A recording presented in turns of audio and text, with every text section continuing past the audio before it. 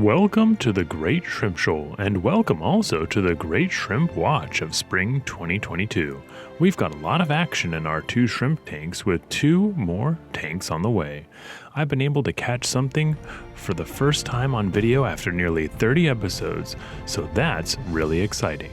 Anyway, let's get things started on the inside. Welcome.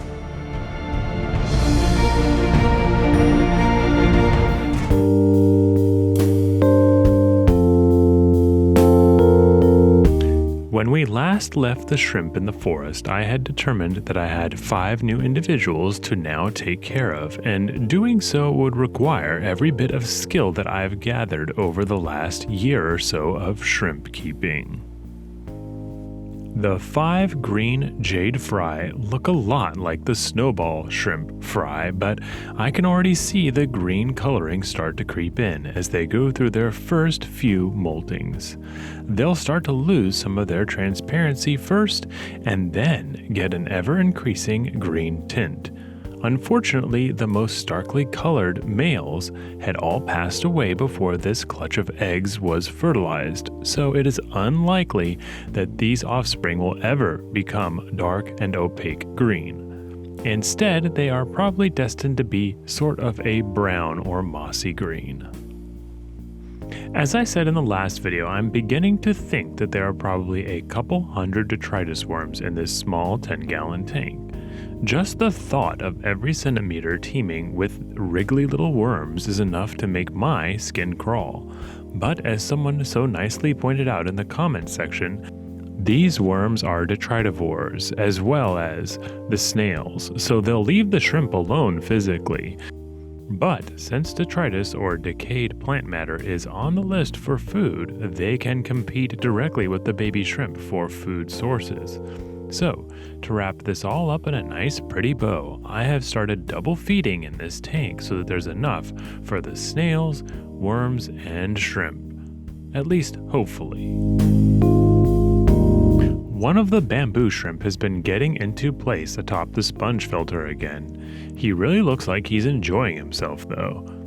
They sit still for hours like this, sometimes all day, and then into the night. I have to check to see that he's still feeding himself because the last time I lost one of these majestic giants, they looked alive but frozen in time and stayed that way for what seemed like days. As long as they retract their fans and wipe them clean on their mouths, I'd say it's safe to assume that they're still alive, even though they don't move very much.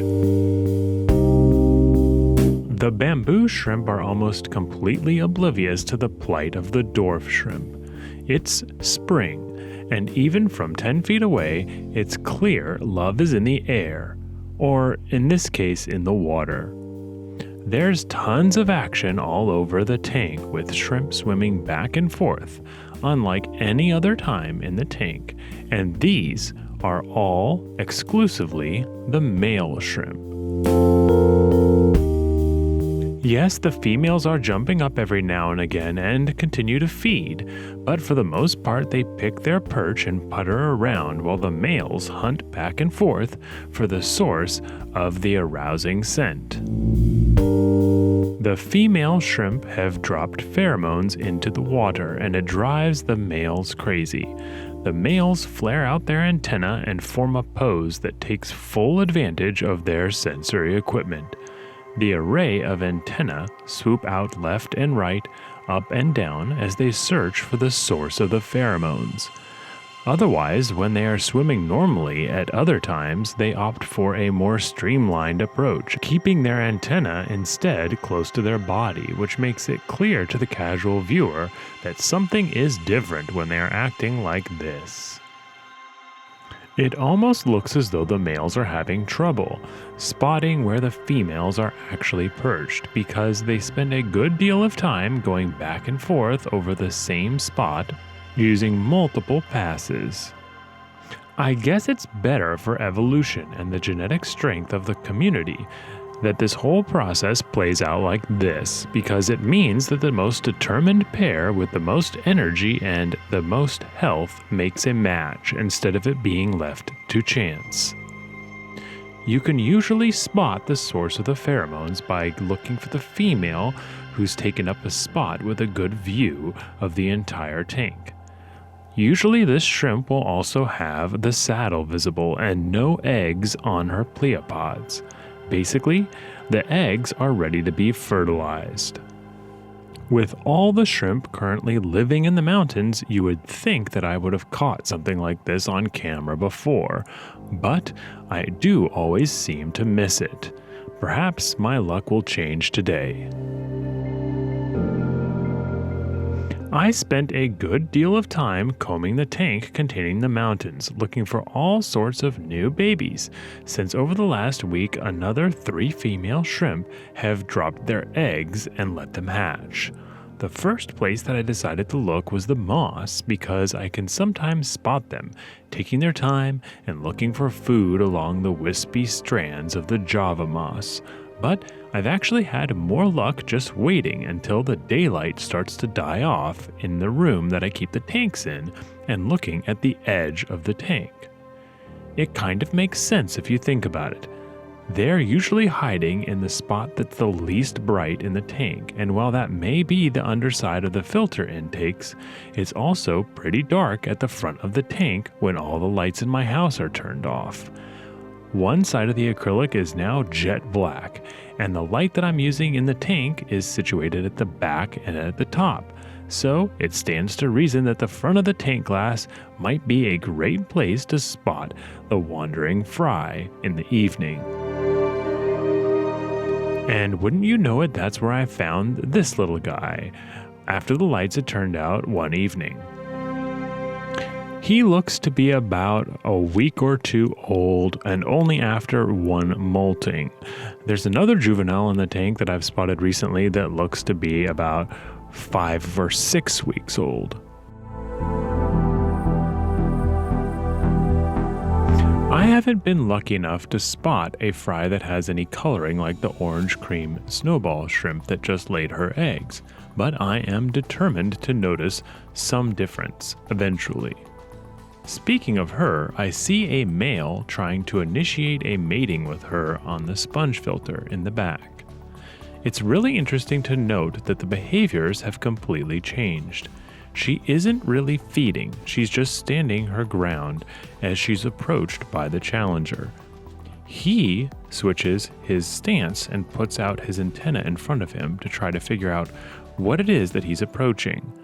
Basically, he's trying to make sure that the situation is going to go in his favor, because he's likely to face competition from other males, and that's not to minimize the choice that the female shrimp has in the matter either. She can push him away and reset the process a number of times. All in all, I saw this determined shrimp try his luck a total of 7 times with our prized shrimp mother, and she was, at least for the moment, having none of it. It's great to see how they trade postures back and forth. Most of the time, these shrimp are content with crawling over each other to get at any of the food that they want, and don't mind being stepped on by other shrimp either. So when it comes to mating, that dynamic gets tossed out the window. Each approach is turned into a bargain. Will she let him get close enough? Shrimp have a ton of defensive elements at their disposal too, so mother shrimp can swipe her claws or tangle her feet in between her and her attacker, and each shrimp, male or female, has a nifty carapace which doubles as a shield, protecting most of their bodies. But in the event of a successful mating, that shield is subverted, and the male gets to deposit his sperm, which can be used later to fertilize the eggs as they are deposited by the female on the pleopods. Male shrimp number 1 circles out into the water column once more, and then comes back a short while later, after a quick jog around the tank. This time, however, the mother shrimp has decided to retreat behind the filter to a spot where she isn't as exposed. Sometimes it pays to be prepared and to try again another day. Maybe that will be it for this male shrimp for now. If anything, it just goes to show you, that the bamboo shrimp are oblivious to the plight of their smaller brethren. When you're trying to look for a mate, it pays to be clean and to look your best. When you're a shrimp, it's probably not an easy task. For me, a human, looking at a shrimp, I honestly don't know what makes a good shrimp. But just going by what I know about humans, it's probably a good idea to be clean. So, this shrimp has taken to preening herself during a break from feeding. And during the process, she'll use her maxillipeds to pluck small bits of carapace, detritus, and other small annoyances from her tail and pleopods. It was about this time, soon after, that I caught 2 shrimp pairing at the front of the tank, and it was exactly like what I had experienced once before. A quick flurry of motion, and then everything comes to a standstill. It looks seriously like one shrimp is attacking the other. I don't know how long this would last, or if I would get a chance to record it again anytime soon, so I switched on the camera and I wasn't let down. It seemed as though it started with 2 shrimp and then another joined, and a short while later, yet another still. I couldn't be sure, but I think that only 2 are actually getting the job done, based on what I know about shrimp anatomy. It's also not a quick process. This takes time and patience by all parties involved, so it is a great thing to finally catch it all on video so clearly. The only other thing that looks remotely similar is when a ghost shrimp eats another shrimp or a small fish. At that moment, the ghost shrimp just puts its face down and starts chomping away. It's really unnerving, in part because it shares so much with this mating practice, so I was confused the first time that I saw this, too. To put a button on this, I will say that the first time I spotted 2 dwarf shrimp mating, I was almost sure that one was eating the other. So it's reassuring that this is an act of creating life as opposed to the opposite. It's pretty clear to me, but it's still worth pointing out that there are 4 shrimp here now. 1 female and 3 males. The female can keep the sperm packet for a few days at least from what I know, and use it in the fertilization of her eggs. I guess that means she can mate like this before or after she's ready to deposit the eggs on her pleopods. Overall, this sort of thing speaks volumes to the nature of shrimp reproduction, and how they are specialized to now survive in diverse and challenging environments. The fact that the now fertilized eggs are carried by the parent until they hatch, and that when they hatch they are ready to eat and survive in a self-sufficient manner is a testament to how hardy these shrimp actually are. It's actually a wonder that I've had trouble keeping some of them alive in the past. It's also clear that the female Neocaridina shrimp are larger than the males at most stages in their development. So that may be a method of identification for newcomers, especially when breeding shrimp with more opaque shells and coloration, where other methods of identification are now made more difficult. Male shrimp number 4 has arrived, and it looks as though this whole thing is about to fall apart. But I'm sure that it was a success. So, what does it take to become a father in the shrimp world? Well, it seems as though determination is key. I've seen the entire horde of males swirling around this tank all morning, but I'm sure that stamina and health play a prime factor, because who will win the marathon if one of them is taking a break on the sidelines?